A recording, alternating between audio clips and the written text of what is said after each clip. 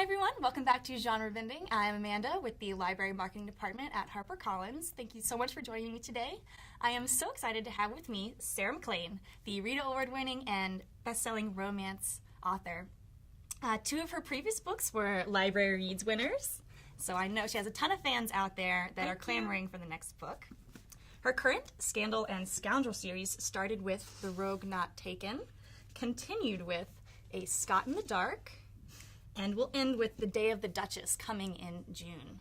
So, Sarah, can you tell me anything about The Day of the Duchess? Yes. So, Scandal and Scoundrel is my love letter to modern gossip and modern celebrity scandal.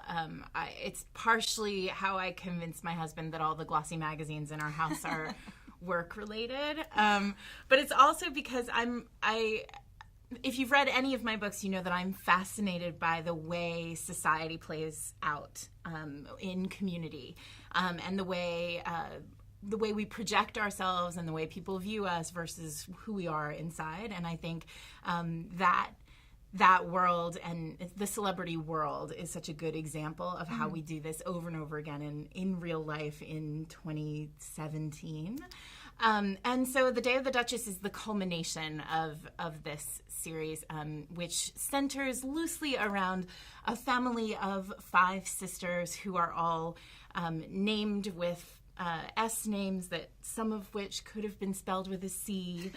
They are vaguely resemble a similar sisterhood in 2017. And this book is about the eldest, who is arguably the biggest scandal of them all, in large part because she caught a duke, and she caught him. He was not supposed to be her husband, and then he was, and that's because she committed a rather big scandal with him, and it was revealed that she did indeed trap him into marriage. They married, and then she left town for a few years, and now she's back, ready to take back her life and her happiness and her freedom, and that requires a divorce, which requires an act of parliament. Yeah. And this is their story of falling back in love. Okay. What's been your favorite part of writing this one?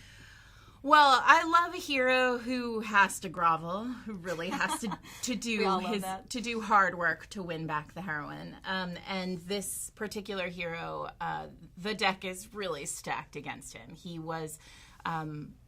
behaved abominably when he discovered that she had trapped him into marriage. And readers of the series have seen him behave abominably.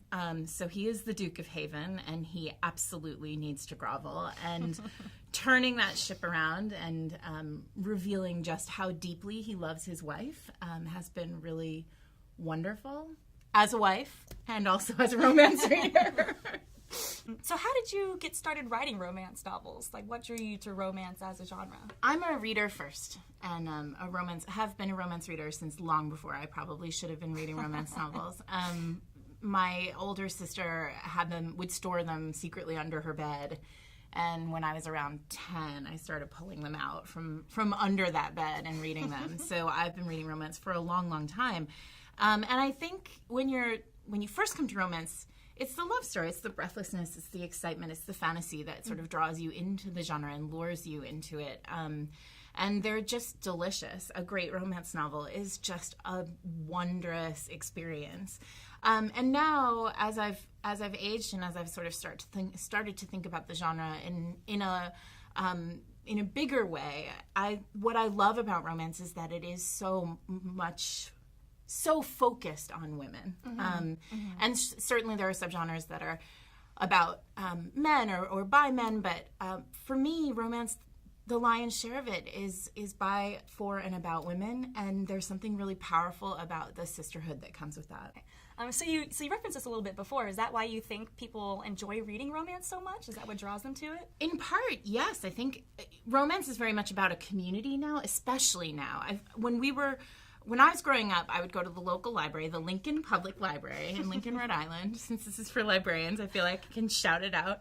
And I would, creep into the dark stacks in the library because for some reason the lights were never on in the romance section, which made it even better Scandalous, in some way, yeah. like more salacious. Librarians will understand this because I think this still happens in many libraries. But at the back of the mass markets of the paperbacks, there would be on this back page like markings, like hieroglyphics, and you would sort of see the same markings over and over in books. And what I came to understand is that the red star, a woman would always mark the books she had read with a red star. And that meant she had read that book because romance readers are so voracious. Yeah. And so when she picked it up, she might not remember. We've all been there as romance readers. We might not remember the cover, or we might not remember the plot, but like we remember so we check and we say, oh yeah, I've read this one. And that sort of silent community has always, at the time, it was just a way to mark your book. I'm sorry, I did it too, librarians, to mark the book sort of gently and say you'd read it. But now looking back and now seeing the like rich online community around romance and the rich world of romance, when you meet people who are romance readers and romance lovers and you see them interact with each other, and you get to interact with them, this kind of really rich community of women is so compelling. And there is a kind of secret language of romance, and we all make happy romance noises when we've all read the same book, and we all love the same heroes, and we all find the same heroines brave and inspirational. And there's something really powerful about that. And it just always, for me, and I think for many readers, goes back to this idea that like this is a private space that's just for us. And that's kind of a delicious secret. I know one thing I love like sharing them, and I've gotten my mom and my sister to start reading romances too. So whenever I find a good one that I enjoy, I'll like send it down you to pass them, it off, and then we'll talk about it, and it's just a lot of fun. And invariably, especially because of how broad the genre is now, and there just are there are literally millions of these books. And there's something for everyone, and it just makes it so easy to find something that really serves people's, what I refer to as their id, right? Like what they want the most out of a book. I really feel like we are in a heyday of romance right now, and I feel like no matter what you read, no matter what you're into, there's a romance that will serve you. Absolutely. Well, thank you so much for joining me today, Sarah. Thank you for having me. Of course. Thank you all for watching. Thanks again for watching our latest episode of Genre Bending, and I will see you again soon with Josh Mallerman, author of Bird Box and Black Mad Wheel.